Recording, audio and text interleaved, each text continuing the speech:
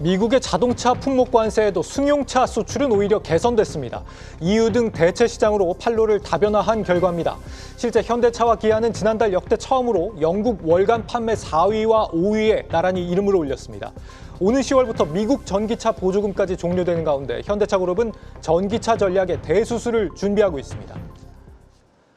산업부 배창학 기자와 알아보겠습니다. 배 기자, 오늘 10월에 이제 전기차 세액공제 종료까지 더해지게 되면은 현대차 그룹 타격이 상당할 것이다, 이런 전망이 나오고 있죠.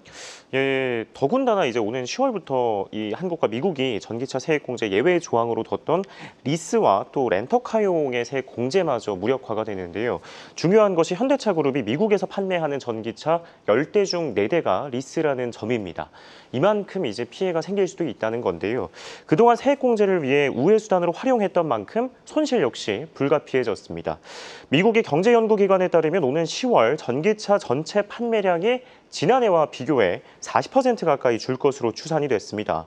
미 전기차 시장 점유율 3위인 현대차 그룹도 직격탄을 맞을 가능성이 커진 건데요. 실제로 한국경제인연합회는 보고서를 통해 현대차 그룹의 미 전기차 판매량이 연간 약 4만 6천 대가 감소할 것으로 추정했습니다. 돈으로 환산하면 2조 7천억 원이 넘는 규모인데요.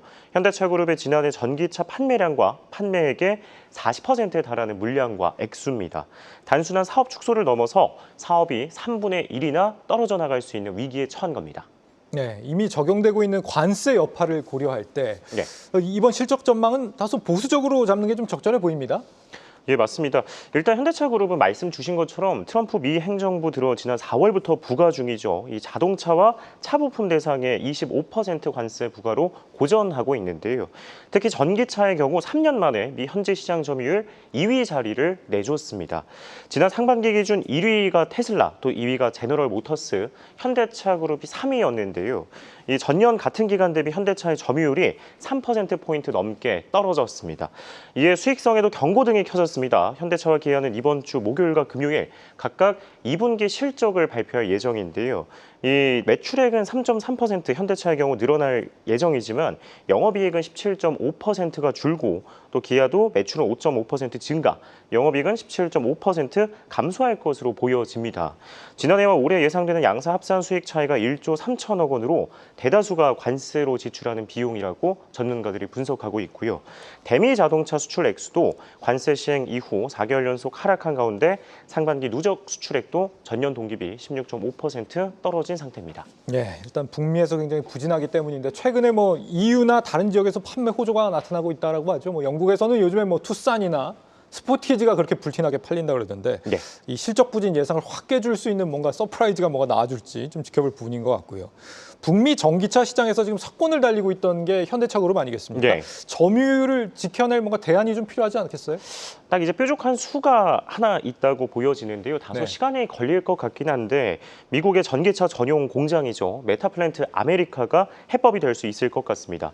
현대차 그룹이 80억 달러를 투자해서 미 조지아주에 지은 메타플랜트는 지난 3월 준공식을 마치고 본격적으로 가동이 되고 있습니다.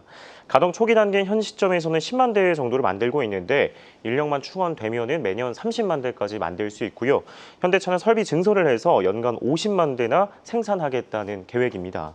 지난해 미 현지 전기차 판매량이 12만 대인 점을 감안하면은 미국에서 팔리는 전량을 소화할 수 있는 건데요. 이 현지 생산 차량에는 세액 공제와 같은 세제 혜택 제도가 유지가 됩니다.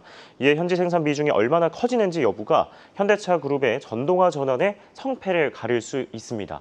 실제로 삼성증권도 보고서를 통해서 완성차 업체 가운데 현대차 그룹의 시장 대응력이 가장 높다라며 메타플랜트가 경쟁사와 차별화된 점이라고 진단을 했습니다. 네, 현지 생산 비중을 늘리면서 지난달부터는 북미 생산량이 사상 처음으로 이제 북미에서 생산된 게 단 한 대도 빠짐없이 내수로만 소비되고 있다.